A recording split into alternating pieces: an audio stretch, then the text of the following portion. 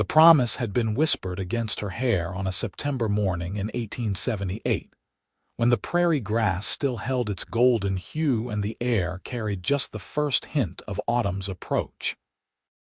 Molly Jenkins stood on the weathered porch of her family's ranch house 3 miles outside Dalhart, Texas, watching the horizon swallow the dust trail left by a lone rider, her heart heavy with equal parts hope and dread. Benjamin Harper had ridden out with nothing more than his saddle, his rifle, and a sworn oath that he would return before the first snow fell, bringing with him enough money to finally make her his wife. Molly pressed her palm against the rough wood of the porch railing, feeling the splinters catch at her skin. She was 22 years old enough to know that promises made by cowboys riding toward danger often remained unfulfilled. Benjamin was 25, broad-shouldered and steady-eyed, with hands calloused from hard work and a smile that came slow but genuine. He had worked her father's ranch for 3 years, proving himself capable and trustworthy, never speaking out of turn, never asking for more than his fair wages until the day he had taken her hand and asked her father for permission to court her. Her father, Thomas Jenkins, had given his blessing with one condition. Benjamin would need to prove he could provide for a family, that he was more than just another drifter working from ranch to ranch with no prospects beyond the next paycheck. Benjamin had accepted the challenge without complaint, and when word came of a cattle drive heading north to Kansas, promising good wages for experienced hands willing to make the dangerous journey, he had signed on immediately. "You will come back," Molly had said that morning, not quite a question, not quite a statement. "Before winter," Benjamin had replied, tilting her chin up with his work-roughened fingers. "I swear it on my life. We will be married before Christmas, Molly. I will make you my wife, and we will start our life together proper." She had believed him because she loved him, and because the alternative was too painful to consider. Now, watching the empty horizon, she tried to hold onto that belief with both hands. The days that followed Benjamin's departure fell into a predictable rhythm. Molly rose before dawn to help her mother with breakfast for the ranch hands, spent her mornings tending the vegetable garden and the chickens, her afternoons helping with laundry and mending, her evenings staring westward, watching for a rider who never appeared. Her father said little about Benjamin's absence, but she caught him watching her sometimes with concern in his weathered face. September gave way to October, and the heat that had baked the Texas panhandle all summer finally began to ease. The cottonwoods along the creek turned gold, and the cattle her father raised grew shaggy with their winter coats. Molly marked each passing day with a knot in a length of cord she kept hidden in her pocket, a physical tally of Benjamin's absence that grew longer and longer.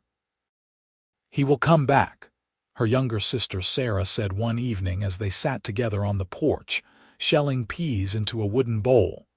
Sarah was 17, pretty and optimistic in the way of girls who had not yet had their hearts tested. "I know," Molly replied, though her voice lacked conviction.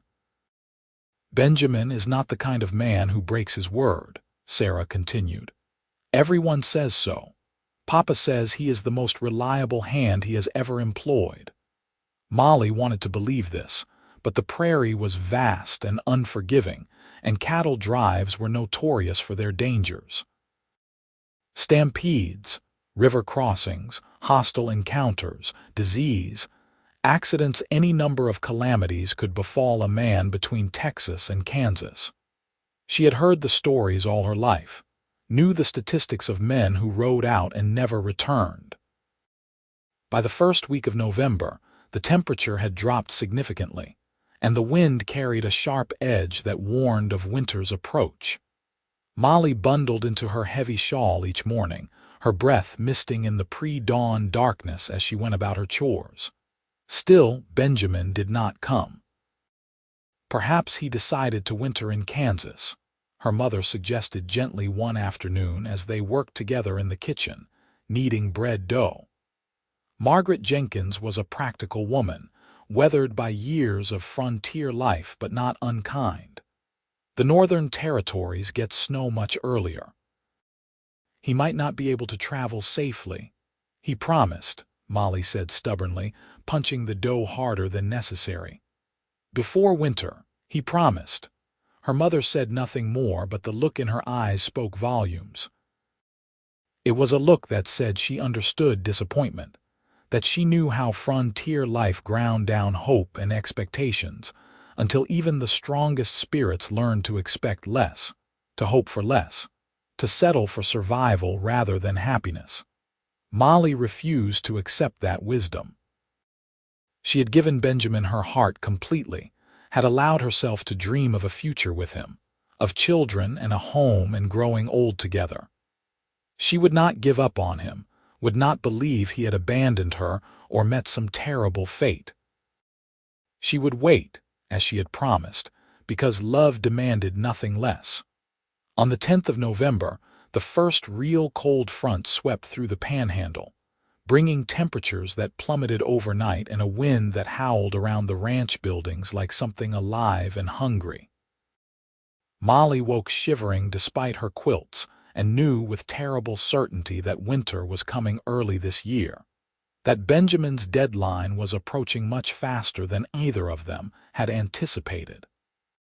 She began spending even more time watching the western horizon, neglecting her chores until her mother scolded her, standing out in the cold until her fingers grew numb and her cheeks burned red.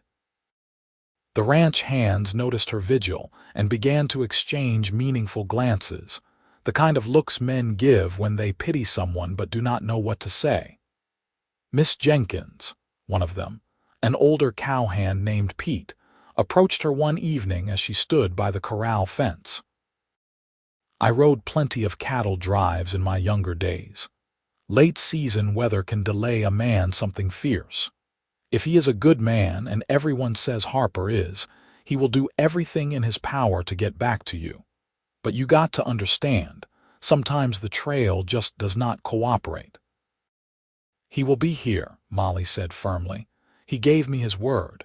Pete nodded slowly, touching the brim of his hat.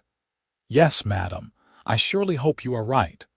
But as November wore on and the weather grew increasingly bitter, even Molly's faith began to waver. She found herself lying awake at night, staring at the ceiling of her small bedroom, wondering if Benjamin lay somewhere under the same stars thinking of her, or if he lay under cold earth, his promise unfulfilled through no fault of his own. The thought made her chest tighten with panic, made her breath come short and fast. She would press her hand against her heart, feeling it race beneath her ribs, and force herself to breathe slowly, to remember the sound of Benjamin's voice, the warmth of his rare smiles, the way his eyes softened when he looked at her. On the 20th of November, dark clouds gathered on the northern horizon, heavy and ominous. Molly's father studied them with a practiced eye and announced at dinner that they were in for a serious storm, possibly the first snow of the season.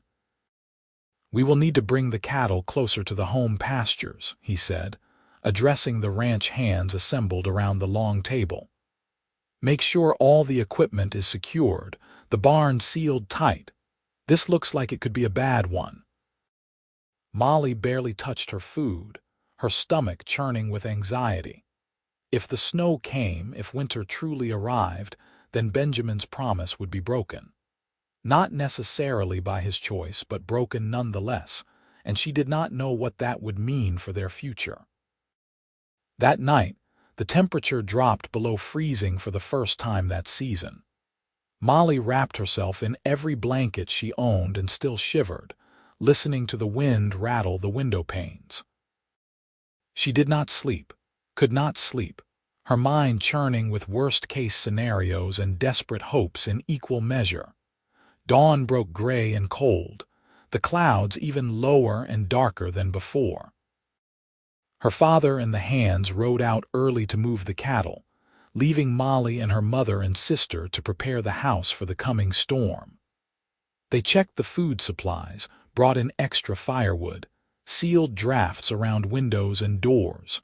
Around midday, the first snowflakes began to fall.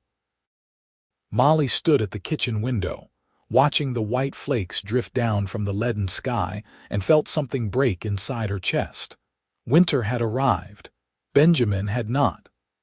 "I am so sorry, sweetheart," her mother said softly, coming to stand beside her and placing a gentle hand on her shoulder.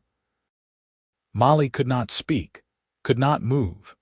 She simply stood there, watching her dreams dissolve like the snowflakes melting against the warm glass, feeling her faith crumble despite her desperate desire to hold on to it.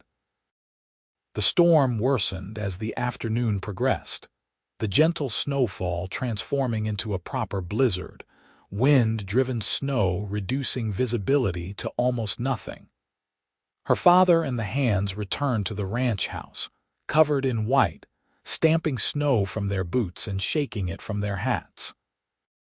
"Roads will be impassable by morning," Thomas Jenkins announced grimly. "Anyone caught out in this is in serious trouble." Molly retreated to her room, unable to bear the worried glances her family kept directing her way. She sat on her bed, the cord with its many knots clutched in her hands, and allowed herself to cry for the first time since Benjamin had left. She cried for her broken hope, for her lost future, for the man she loved who had either abandoned her or been taken from her by the cruel indifference of the world. The storm raged for 3 days straight, dumping snow in drifts that reached halfway up the porch railings, making any travel impossible. The ranch became an isolated island in a sea of white, and Molly felt that isolation deep in her bones. When the storm finally broke on the 4th day, revealing a transformed landscape of pristine white beneath a brittle blue sky, she felt numb, emptied out, as though she had left something essential out in that howling wind. Her father and the Hands spent days digging out, checking on the cattle, assessing the damage. Several head had been lost, and one of the fences had collapsed under the weight of the snow. Everyone worked from dawn until dusk, and Molly threw herself into the work with almost manic energy, desperate for anything to occupy her mind and hands. She no longer watched the western horizon. There seemed little point.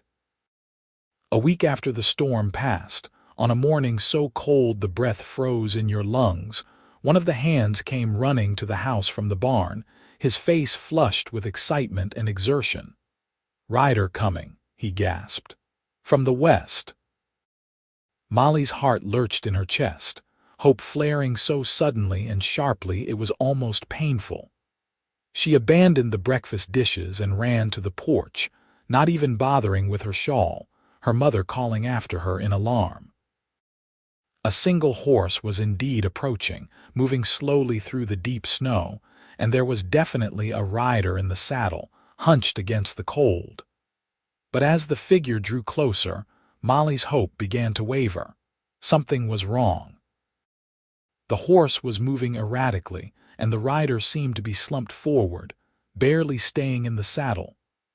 "Papa," she called over her shoulder, and her father was already there, striding past her down the porch steps, several of the Hands following.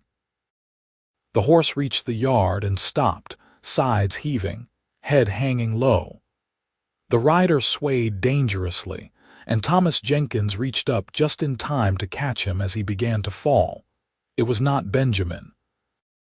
Molly's heart sank like a stone, but she forced herself down the steps anyway, moving closer as her father and the Hands carefully lowered the stranger to the snow-packed ground. He was young, Mexican, dressed in clothing more suited to warmer climates, and clearly suffering from severe exposure. His lips were blue, his face pale beneath brown skin, and he was trembling violently. "Get him inside," Margaret Jenkins commanded from the porch, already holding the door open. "Quickly, before he freezes to death entirely." They carried the stranger into the house and settled him near the stove in the kitchen, wrapping him in blankets and pressing hot coffee into his shaking hands. His teeth chattered so hard he could barely drink at first, but gradually the warmth of the house began to penetrate, and color started to return to his face. "What is your name, son?" Thomas Jenkins asked gently. "What are you doing out here in this weather?" The young man swallowed hard, wrapping his hands tighter around the warm cup.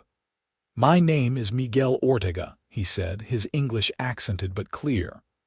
"I am trying to reach Dalhart. I have a message I must deliver." "A message?" Molly heard herself ask, moving closer despite herself. "For who?" Miguel's dark eyes focused on her, and something in his expression made her heart begin to race again. "For Miss Molly Jenkins," he said quietly. "From Benjamin Harper." The kitchen went utterly silent except for the crackle of the fire in the stove. Molly felt the blood drain from her face, felt her mother's steadying hand on her arm. "Benjamin," she whispered. "Is he alive?" "Where is he?" Miguel took another sip of coffee, clearly trying to gather his strength. "He is alive," he said, and Molly's knees nearly buckled with relief. "But he is injured.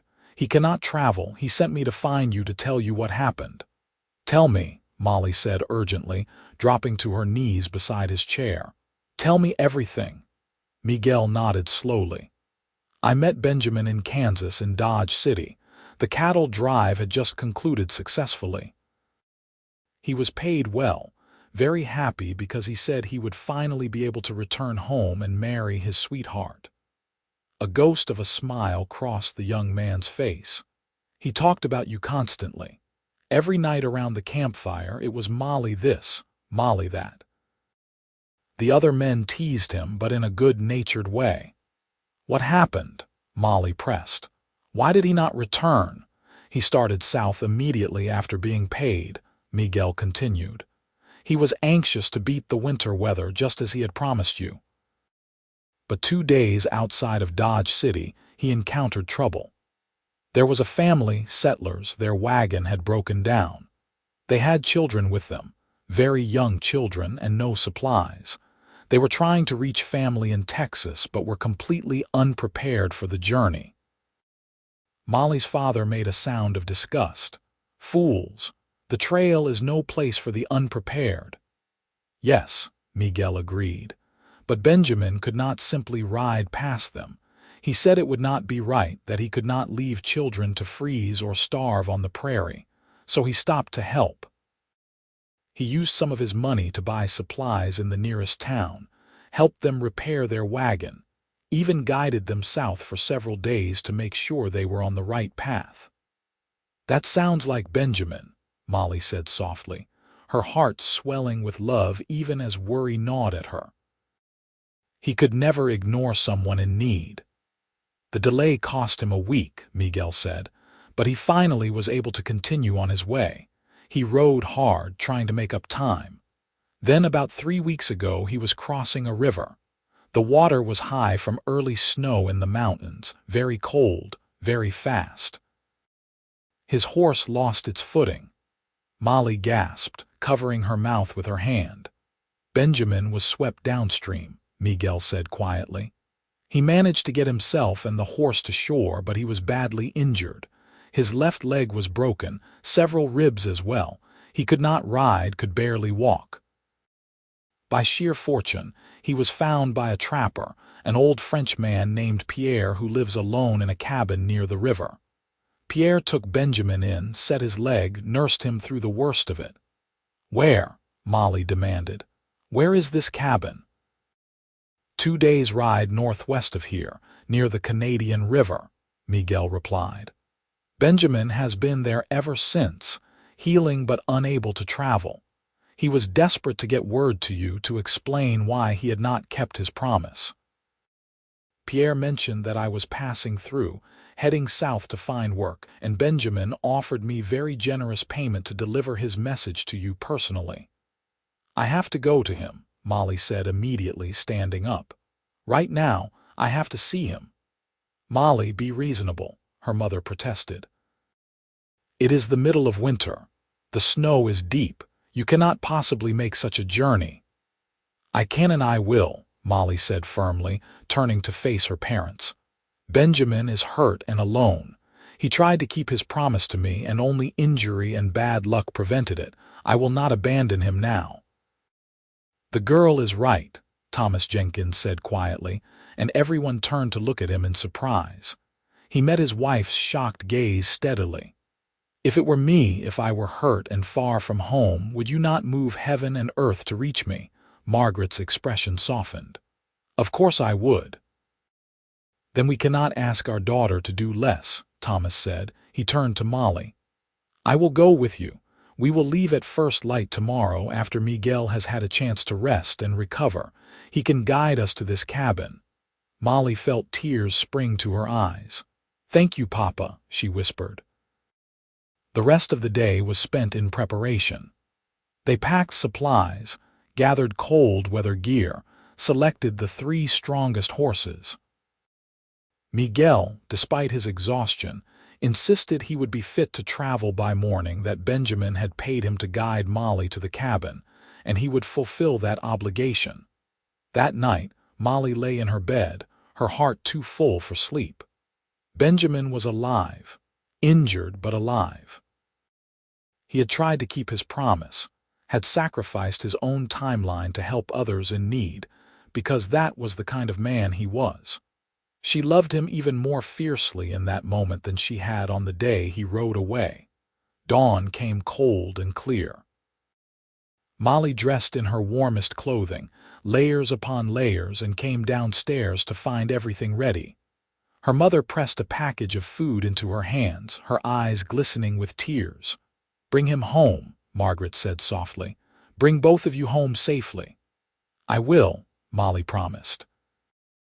They rode out as the sun rose over the frozen prairie, 3 riders against the vast white landscape. Miguel led the way, still weak but determined, while Thomas Jenkins rode beside his daughter, his rifle across his saddle, ever vigilant. The journey was brutally difficult. The snow was deep in places, requiring them to walk the horses carefully or risk injury. The cold was relentless, seeping through even their heaviest clothes, making Molly's fingers and toes ache despite her gloves and boots. They stopped frequently to rest the horses, to eat a little, to warm themselves as best they could. They spent that first night in the shelter of a rock outcropping, building a fire and huddling close to the flames, the horses tethered nearby. Molly barely slept, too anxious, too eager to reach Benjamin. She kept imagining him alone in that cabin, worrying about her, wondering if Miguel had reached her safely. The second day was even harder. The landscape grew rougher, more broken, as they approached the Canadian River Valley. Miguel led them through draws and around bluffs, following a path he had memorized on his southward journey. By late afternoon, when Molly was beginning to wonder if she could endure much more, Miguel pointed ahead to a thin trail of smoke rising above the trees. "There," he said. "That is Pierre's cabin." Molly felt energy surge through her exhausted body. She urged her horse forward, faster now, careless of the difficult terrain. Her father called after her in warning, but she could not slow down, not when Benjamin was so close. The cabin was small, built of rough logs and tucked into a sheltered hollow near the river. Smoke rose from a stone chimney, and there was a lean-to beside the building that sheltered 2 horses. Molly dismounted before her horse had fully stopped, stumbling in the deep snow, catching herself against the cabin wall. The door opened, and an old man appeared, grizzled and weathered, his long beard streaked with gray. He blinked at her in surprise. "You must be Molly," he said in English heavily accented with French.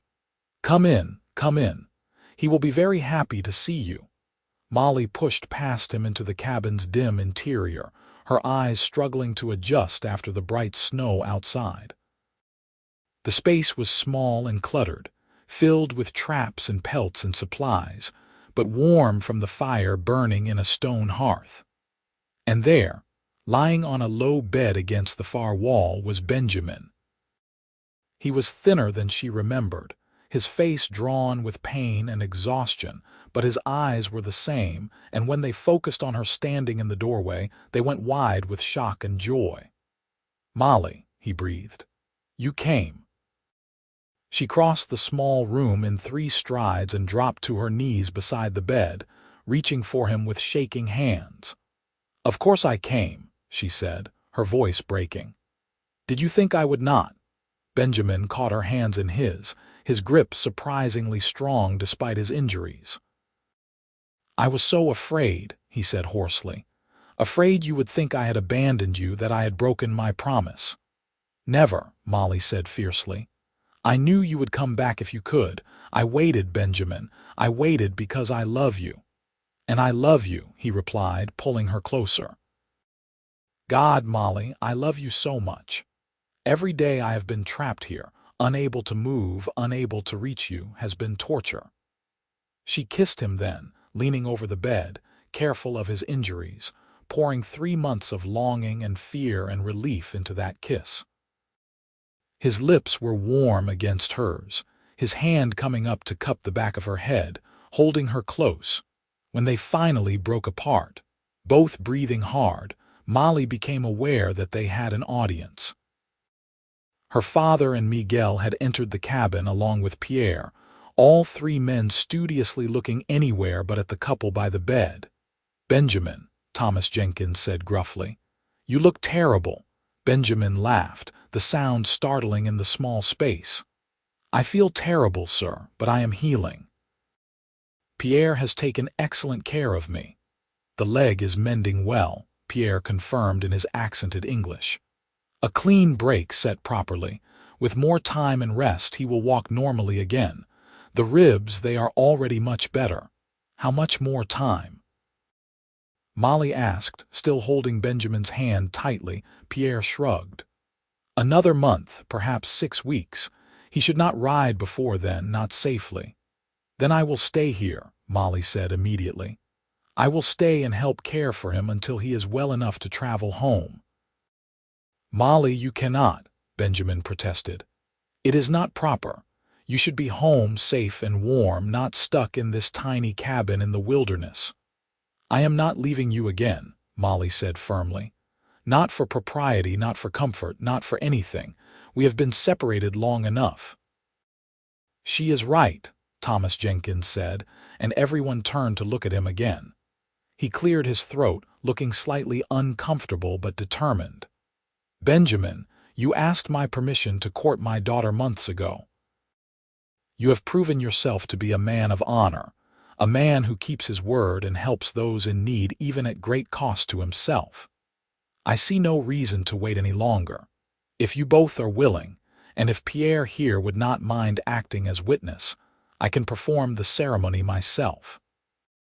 You can be married today, and then there will be no question of propriety." Molly gasped, turning from her father to Benjamin and back again. "Papa, truly, truly," Thomas said. "You have waited long enough, both of you have." Benjamin's hand tightened around Molly's, his eyes searching her face. "Molly Jenkins, will you marry me? Right now in this cabin with your father's blessing. I know it is not the wedding you probably dreamed of, but I cannot wait any longer to make you my wife." "Yes," Molly said without hesitation, joy bubbling up in her chest. "Yes, Benjamin Harper, I will marry you." The ceremony was simple, conducted in the firelit cabin with Miguel and Pierre as witnesses. Thomas Jenkins spoke the traditional words from memory, his voice steady and sure. Benjamin struggled to sit up in the bed, gritting his teeth against the pain, but refusing to take his vows lying down. Molly knelt beside him, their hands clasped tightly together. When Thomas pronounced them husband and wife, Benjamin pulled Molly close and kissed her tenderly, and she tasted salt from tears his or hers. She could not tell. "I am sorry it is not the wedding you deserved," Benjamin murmured against her hair. "It is perfect," Molly replied honestly. Because you are here and I am here, and we are finally together. Nothing else matters. The days that followed fell into a new rhythm. Thomas and Miguel stayed for 2 more days, helping to hunt fresh meat and gather additional firewood, ensuring that Molly and Benjamin would be well supplied. Pierre welcomed the company, clearly enjoying having other people to talk to after his solitary winter. Before her father left to return home, he pulled Molly aside. "Are you certain you want to stay?" he asked quietly. "It will be hard, rougher than you are used to." "I am certain," Molly replied. "Benjamin needs me and I need to be with him. I will be fine, Papa. Pierre is a good man and I am not afraid of hard work." Thomas smiled and kissed her forehead. "You have your mother's strength," he said. "I am proud of you, daughter." Miguel departed with her father, his obligation fulfilled and his payment earned. As they rode away, Molly waved from the cabin doorway until they disappeared from sight, then turned back to her new life as Benjamin's wife. The cabin was cramped and primitive compared to her family's ranch house, but Molly adapted quickly. She learned to cook over the hearth, to manage the limited supplies, to melt snow for water. Pierre taught her how to set snares for rabbits and how to identify edible plants even in winter. In return, she mended his clothes and cleaned the cabin more thoroughly than it had probably been cleaned in years. But most of her time was devoted to Benjamin. She helped him exercise his injured leg, carefully supporting him as he took his first painful steps, encouraging him when frustration made him short-tempered. She changed his bandages, prepared nourishing meals, sat beside him in the evenings reading aloud from the few books Pierre owned. They talked for hours, learning about each other in ways they had never had time for during their brief courtship. Benjamin told her about growing up in Missouri, about losing his parents to fever when he was 16, about drifting west in search of a new start. Molly shared stories of her childhood on the ranch, of her sister Sarah's romantic dreams, of her mother's quiet strength. At night, they lay together in the narrow bed, careful of his injuries, wrapped in each other's arms. Benjamin would stroke her hair and whisper how much he loved her, how grateful he was that she had come for him, how he would spend the rest of his life making her happy. Molly would rest her head against his chest, listening to the steady beat of his heart, and feel such complete contentment that she sometimes cried from the sheer intensity of it. As the weeks passed, Benjamin grew steadily stronger. He graduated from taking a few steps with support to walking around the cabin, then to venturing outside for short periods. His limp was pronounced, and Pierre warned that he might always favor that leg, but he could walk, could ride, could work. By late January, they began discussing the journey home. Benjamin was eager to return to the Jenkins ranch, to begin working again and saving money for their own place. Molly was ready to see her family, to introduce Benjamin properly as her husband, to start their life together in earnest. They left Pierre's cabin on a morning in early February, the old trapper waving from his doorway as they rode away. Molly had grown fond of him during their weeks together, grateful for his care of Benjamin and his kindness to them both. She promised they would visit again when the weather improved, bringing supplies and news from Dalhart. The journey back to the ranch took 3 days, traveling slowly to accommodate Benjamin's still healing injuries. The weather held fair, the cold sharp but the skies clear.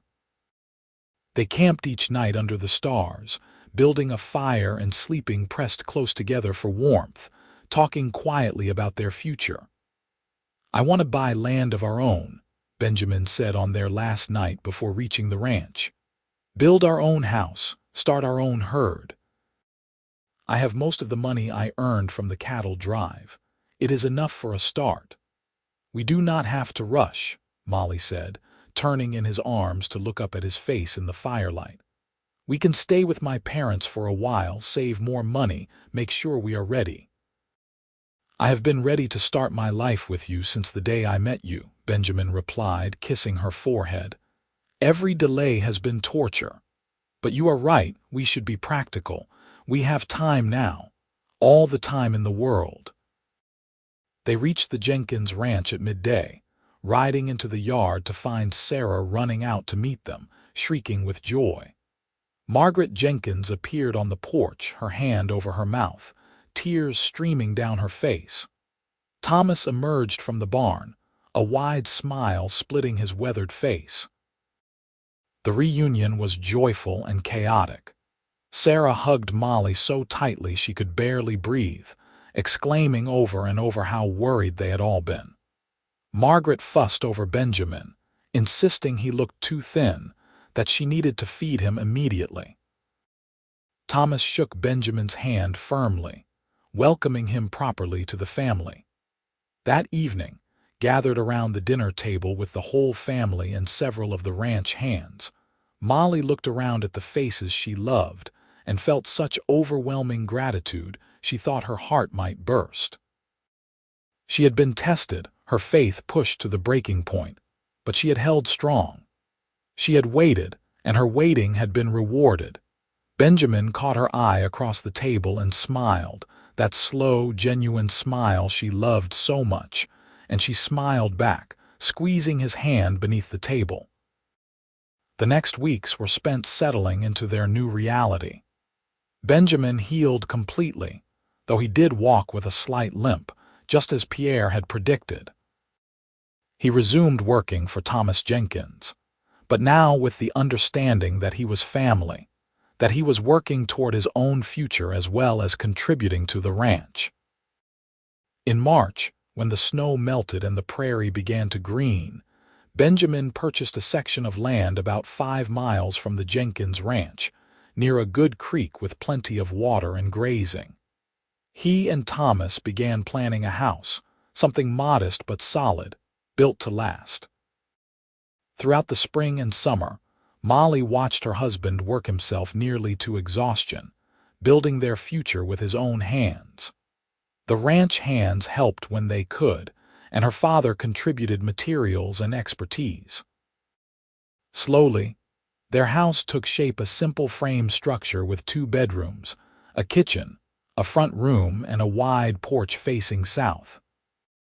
They moved into the unfinished house in August, sleeping on a mattress on the floor because they had no bed frame yet, cooking over a makeshift hearth because the stove had not been delivered. But it was theirs, and that made all the discomfort worthwhile. By September, exactly 1 year after Benjamin had ridden away to join the cattle drive, the house was finished. They celebrated with a gathering of family and friends, Margaret bringing food from her kitchen, Thomas bringing whiskey to toast the new homestead.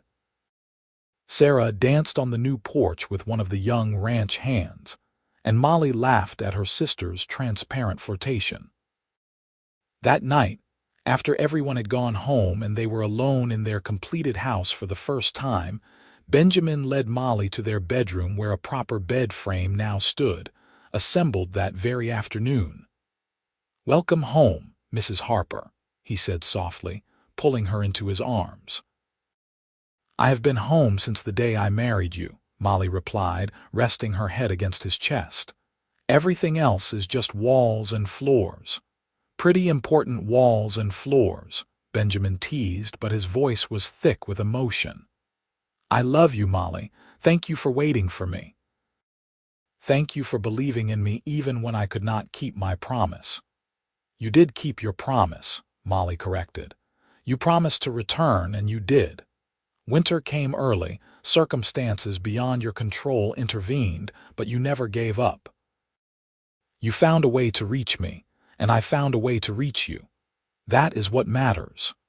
They made love that night in their own bed, in their own house, on their own land, and afterward, wrapped in each other's arms, they talked about the future they would build together. "I want children," Molly said quietly. "Lots of them. This house feels too empty with just the 2 of us." Benjamin laughed, his chest rumbling beneath her cheek. I want that too. Sons to help work the ranch, daughters who look like their beautiful mother.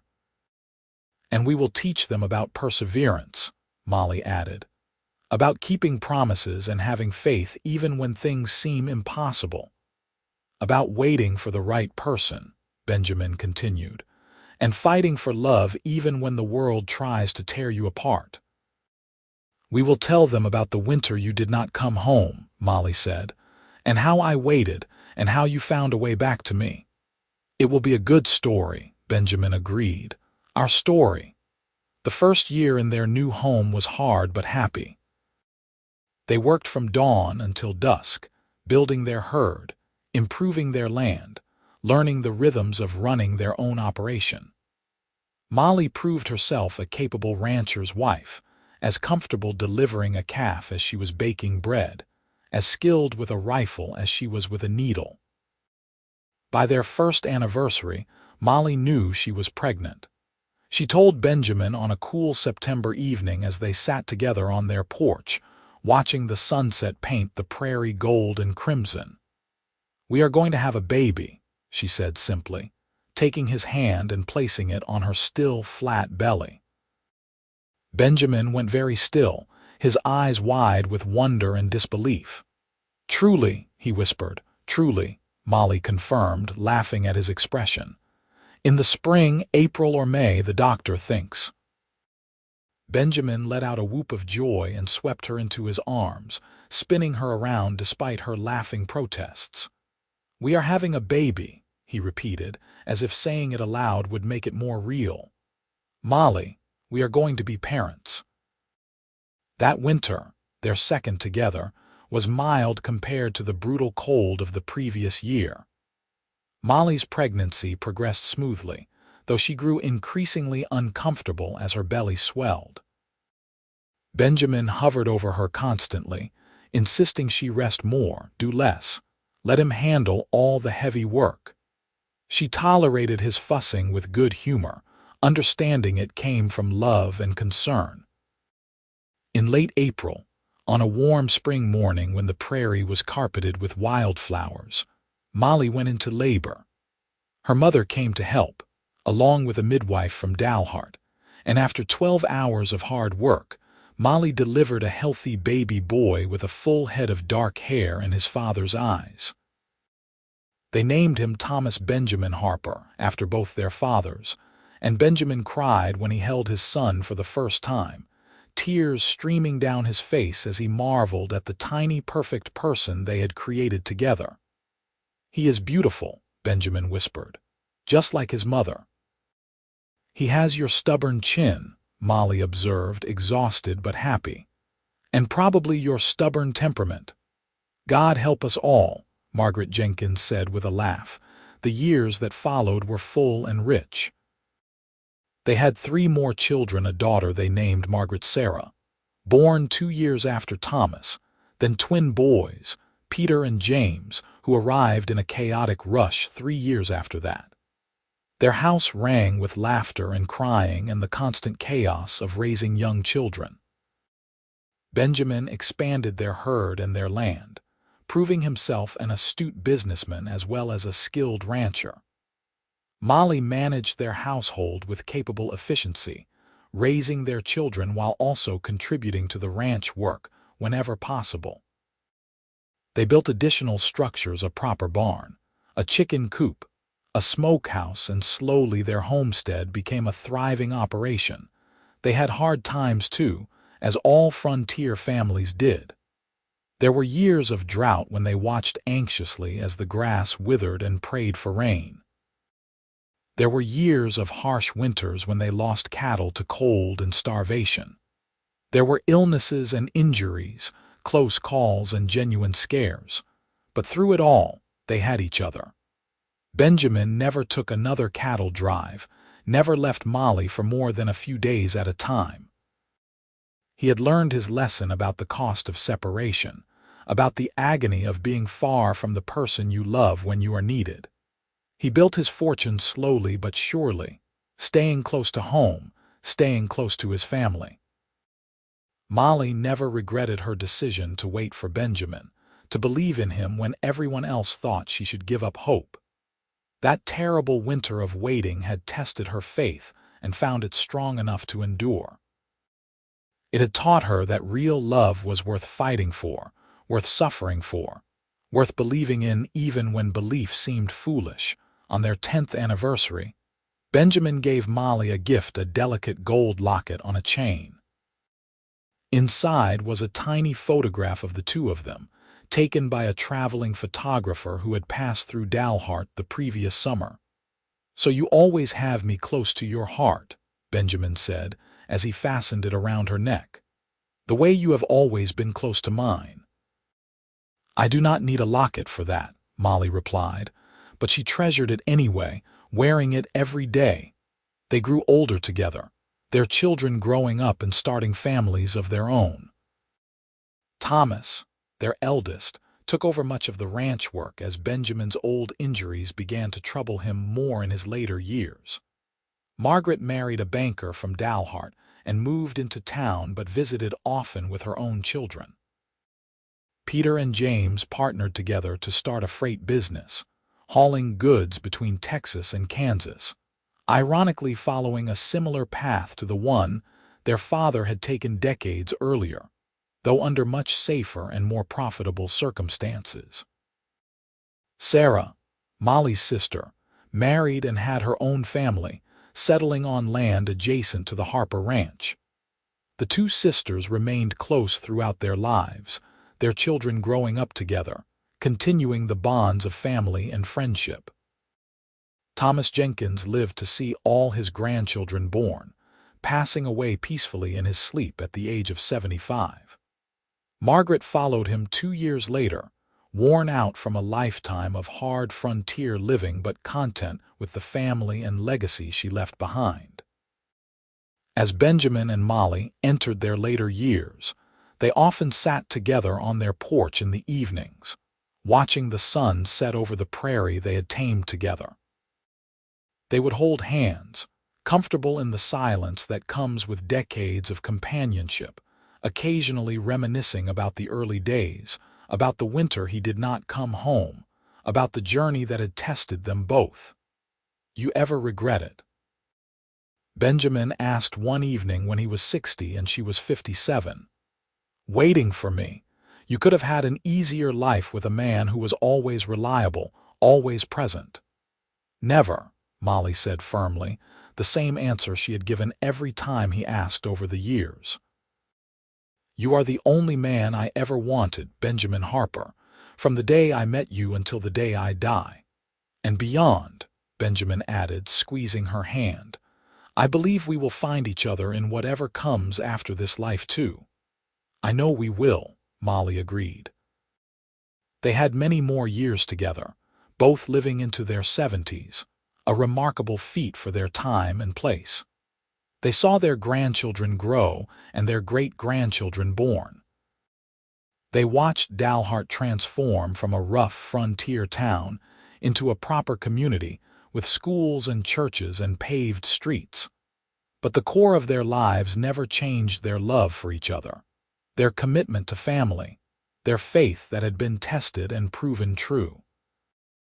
The story of the winter Benjamin did not come home became a family legend, told and retold to each new generation, a reminder that real love endures, that promises matter, that faith can carry you through the darkest times.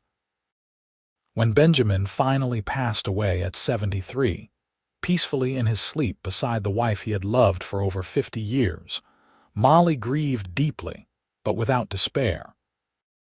She knew they had been blessed with more time together than most couples ever received, that they had built a life and legacy that would endure long after they were both gone. She lived another 3 years after Benjamin's death, content to spend time with her children and grandchildren, to tend her garden and sit on her porch watching the prairie she loved. She spoke often of Benjamin, keeping his memory alive with stories and reminiscences. On a warm spring morning, almost exactly 54 years after she had married Benjamin in Pierre's cabin, Molly passed away in her sleep, a peaceful smile on her face. Her children, going through her belongings, found the old cord with its many knots, the one she had used to count the days of Benjamin's absence, carefully preserved in a box with Benjamin's letters and other treasures from their life together.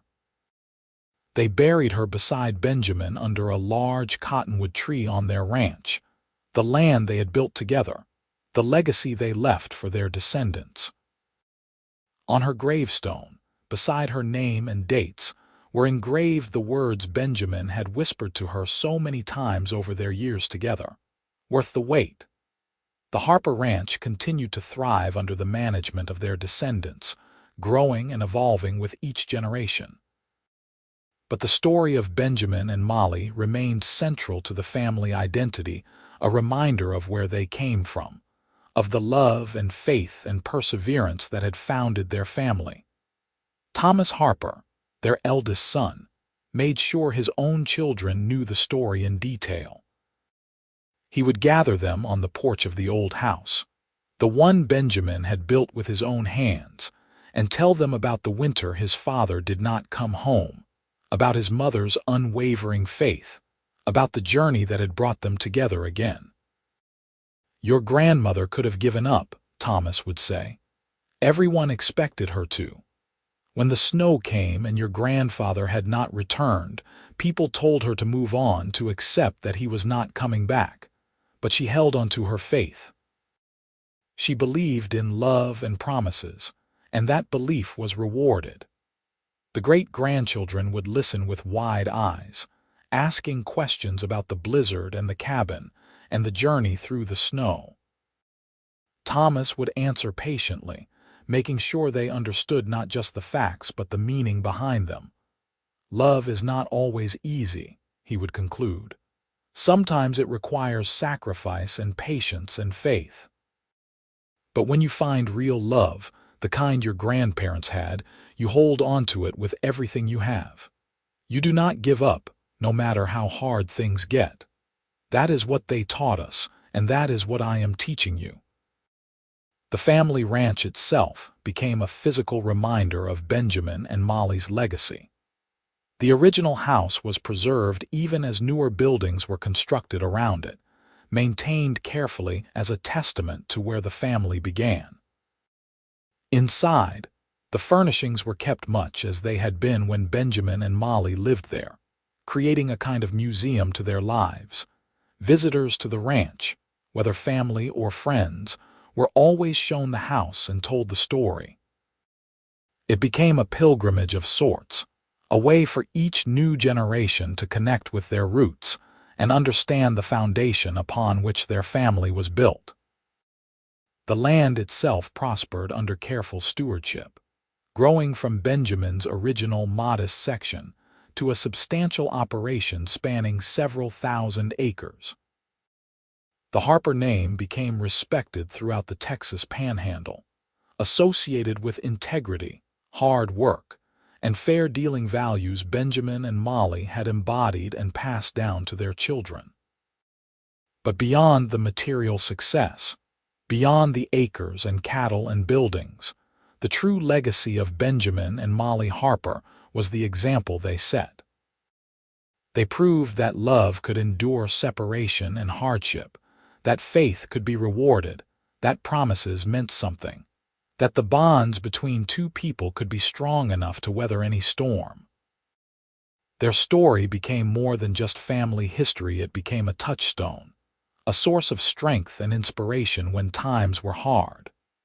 When later generations faced their own challenges, their own moments of doubt and fear, they would remember Benjamin and Molly and take courage from their example. Young couples in the family, experiencing the normal struggles and uncertainties of building a life together, would be reminded of their ancestors' journey. If Benjamin and Molly could overcome such obstacles, if they could find their way back to each other across a snow-covered prairie in the depths of winter, then surely any problem could be solved, any difficulty overcome.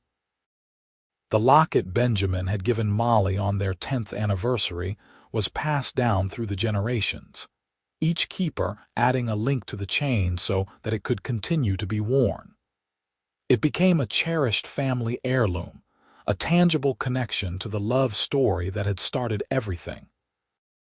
When Margaret Sarah Harper, their daughter, received it, she wore it at her wedding, feeling her mother's presence close to her heart on that important day. When she had a daughter of her own, she passed it on in turn, along with the story behind it. The tradition continued through the decades, each woman adding her own chapter to the family history, while honoring the foundation that Benjamin and Molly had laid. The story of that winter, of the promise and the waiting and the faith that was restored, became the defining narrative of the Harper family.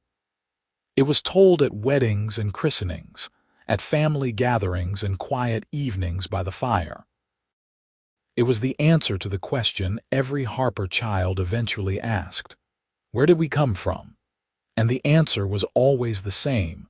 We came from love, from a promise kept despite impossible odds, from faith that refused to die even when hope seemed lost.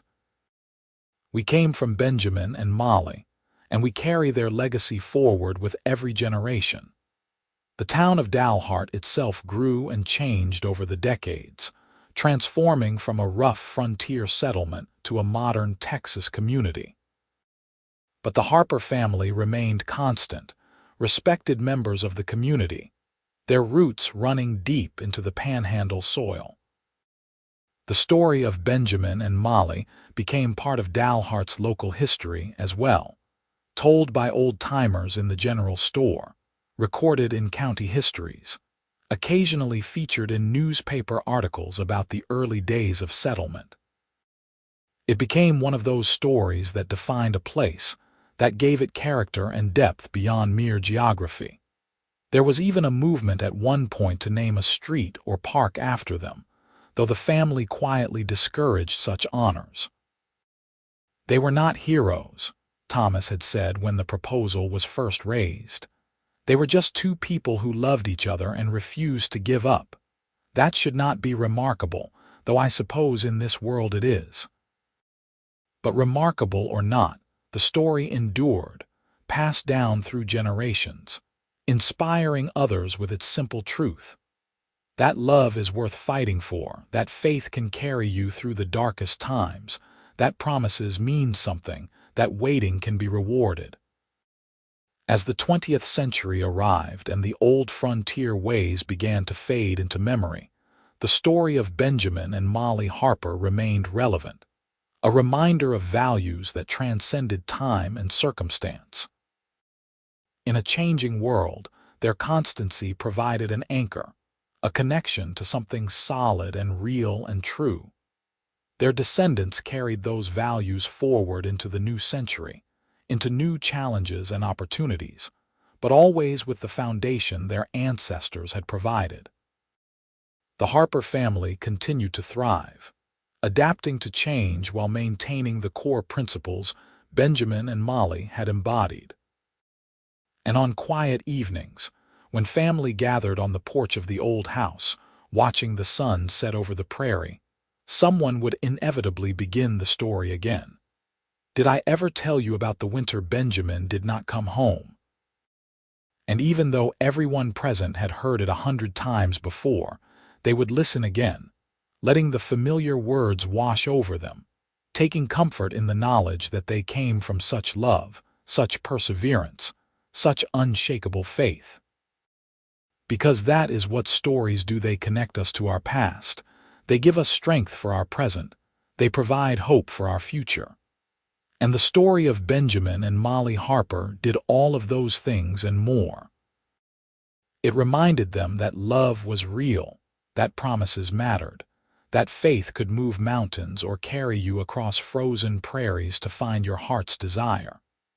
It taught them that the best things in life were worth waiting for, worth fighting for, worth believing in even when belief seemed foolish. And perhaps most importantly, it showed them that happy endings were possible, that sometimes the story did work out, that faith could be restored and rewarded in ways more beautiful than anyone could imagine. Benjamin had promised to return before winter, and though circumstances had complicated that promise, he had kept it in every way that mattered. He had found his way back to Molly, and she had found her way to him, and together they had built a life that became a legacy, a love that became a legend, a promise that became a family. That was the true miracle of their story, not that they overcame obstacles, though they had, not that they endured hardships, though they did, but that their love had been strong enough to create something that lasted far beyond their own lifetimes. They had built not just a ranch or a family, but a foundation of values and beliefs that would support generations yet unborn.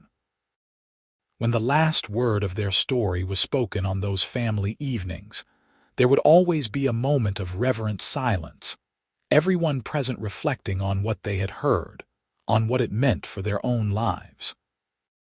Then someone would sigh contentedly, and normal conversation would resume, but the story would linger in their hearts, doing its quiet work of inspiration and encouragement.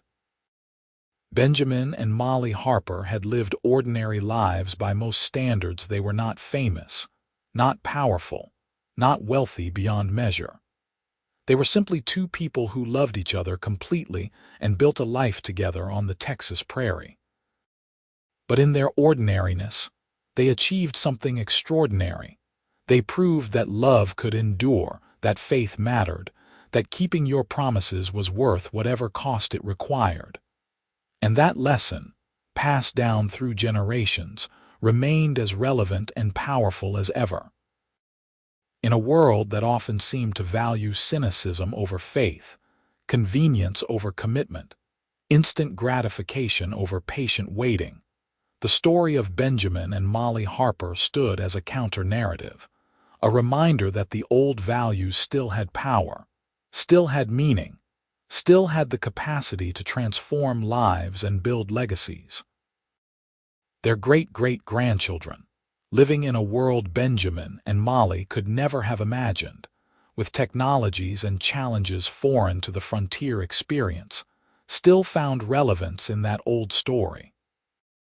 The specific circumstances might have been rooted in a particular time and place, but the underlying truths were universal and timeless. Love is worth waiting for. Faith can be rewarded. Promises matter. These were lessons every generation needed to learn, and the story of Benjamin and Molly Harper taught them in the most powerful way possible, through example, through sacrifice, through a lived life that demonstrated the truth of these principles. As the sun set on another day on the Harper Ranch, as it had thousands of times since Benjamin first laid claim to this land, the legacy of that winter continued. The story lived on in the hearts and minds of those who heard it, in the lives of those who took it to heart, in the values that were passed down like treasured heirlooms from parent to child. Benjamin had promised to return before winter. He had tried, had been prevented by circumstances beyond his control, but had found a way to reach across the distance and bring Molly to him. She had waited, had kept faith, had made the journey through snow and cold to find the man she loved. Together they had created something that lasted forever, not in the sense of physical immortality, but in the way that really mattered, through the lives they touched, the family they built, the story they created. And that story, told and retold through generations, continued to restore faith, not just Molly's faith in that long-ago winter, but the faith of everyone who heard it, everyone who took its lessons to heart, everyone who chose to believe that love could endure, that promises mattered, that waiting could be rewarded. That was the true ending of the story, not Benjamin's death or Molly's passing, not even the success of their descendants, but this ongoing legacy of restored faith, passed down through the years, touching hearts and changing lives, proving over and over again that their love had been real, their commitment had been true, and their story had been worth telling. The promise had been kept, the waiting had been rewarded, and faith had been restored. Not just once in that winter long ago, but again and again, with every telling of the tale, with every life it inspired, with every heart it touched. That was the true miracle, the real happy ending, a love story that never really ended at all, but continued to live and breathe and inspire, generation after generation.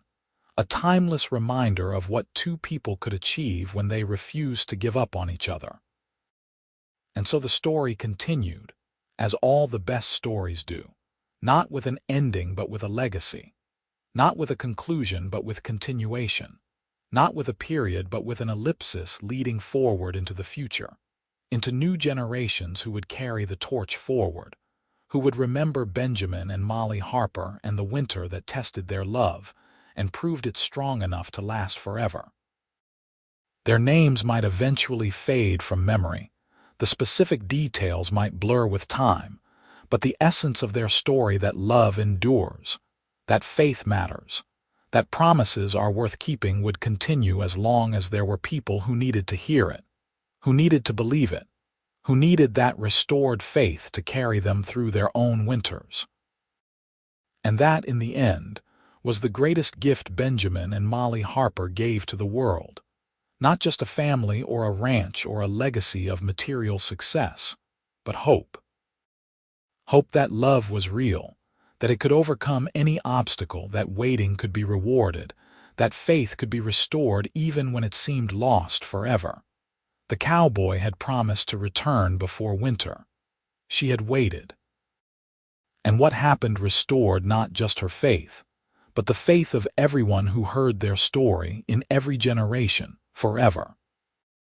That was the true ending, the real happily ever after, a love that became immortal not through fame but through inspiration, not through power but through example, not through wealth but through the simple, profound truth it represented. They had loved, they had endured, they had triumphed. And their story lived on, doing its quiet work of restoration and inspiration, one heart at a time, one generation after another, forever and always.